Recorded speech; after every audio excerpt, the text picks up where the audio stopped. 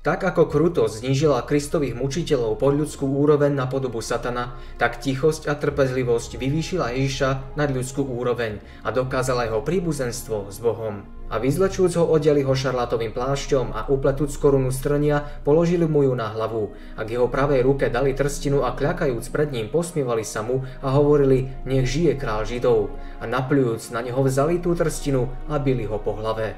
Občas bezbožná ruka uchopila trstinu, ktorú mu dali do ruky, a bila ho po hlave tak, že sa mu trne vrývali do spánkov a po tvári mu stekala krv. Jeho poníženie bolo zárukou jeho povýšenia.